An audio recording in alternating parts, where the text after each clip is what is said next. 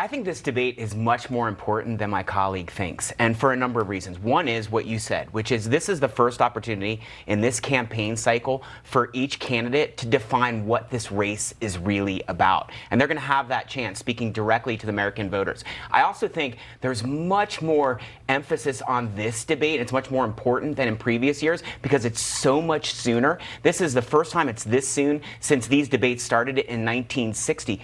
Also, the next debate isn't for many months. So it used to be if you had a bad performance in a debate, you had a week or two we were a week or two away from being able to correct that performance. Now it'll be months away until the next debate, which might be the last debate, and the image that comes from this first debate will be crystallizing in voters' minds. So both candidates have to define what the election is about. I think that there are less expectations on Biden. If he shows up, he's energetic and sharp, people will be saying, hey, he did better than we thought. There's a lot of pressure on Trump. He's not been the president for 4 years. He's not ensconced in the issues. The format is going to require him to answer the questions. He's not going to be able to interrupt Biden because they're going to turn off his mic when Biden is speaking. And there's no crowd in this debate, so he can't play to the crowd. Well, you know, it's when we look at sort of the advantages that each of them have, it seems like there's one thing you can look at the polling, you can also look at the fundraising. And Trump had a very good month in May. I mean, look at the fundraising totals. He hauled in $75.4 million. He's got $111.6 million cash on hand. The Biden team took in $37.7 million in the month of May, and they've got $91 million, a little over, cash on hand. That has got to be startling if you're the Biden campaign, because they started with a giant fundraising advantage.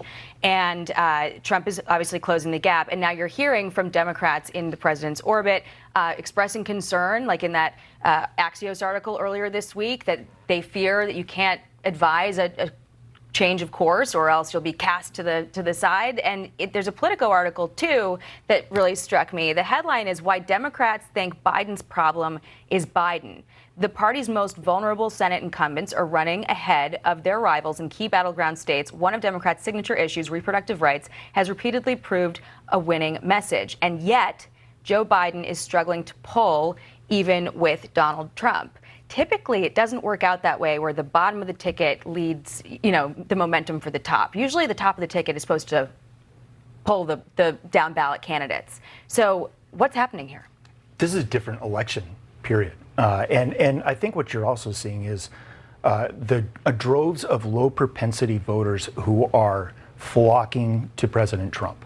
And that is turning conventional wisdom on its head, and certainly the parties are scrambling to understand this momentum and for to revise their get out the vote efforts.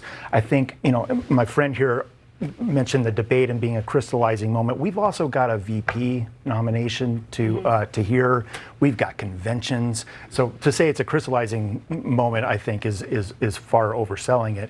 But there's lots of inflection points between now and then, and I just think that the upper hand goes to Trump. And he may also say, in terms of the new poll coming out from Fox, that Biden is showing a lead, that it is possibly tied to the conviction. That also is turning its head on conventional wisdom, because usually you see a softening with numbers correlating with lower numbers in fundraising, and certainly we are definitely not seeing that. So I wouldn't count that as being an issue. It's not a long-term drag on the Trump campaign. Well, we're almost out of time. I want to give you the last word, David, just so you can respond. But also, you know, we talk a lot about the issues, and Trump has an advantage on the two issues that fall in rank of importance just below the democracy question in that Fox News poll, the economy and immigration. And they have been seizing on that message for the entire Biden administration.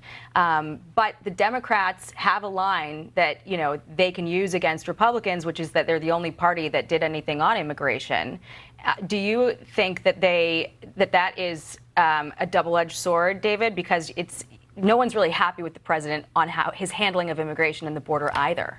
I think it's going to be really interesting. I think immigration is a top subject, and that's why the president has made changes to his immigration policy. That's why he changed the asylum procedures at the border, and that's why he pushed very hard for Congress to pass immigration reform, which, by the way, the Republicans prevented from passing in Congress. He's going to talk about that at the debate. He wants to win over voters on that because he knows that's a place where he's weak. But my colleague mentioned there is a new Fox News poll out, and Biden is now on top by 1%, which I find very interesting. It's going to continue to move back and forth. 3 months ago, Biden was way ahead in fundraising and down in the polls. Now it's switched, and I think it's going to continue to switch. There are going to be crystallizing moments like the debate. Everybody should watch the debate because that's where you'll see the best comparison of the candidates. But I would also say I would agree with my colleague that who Trump picks as his vice presidential nominee is also going to be a crystallizing moment. And the Democrats don't have that because we know who the VP candidate is going to be. But, let's see. It's going to be a very interesting summer. We also have the conventions,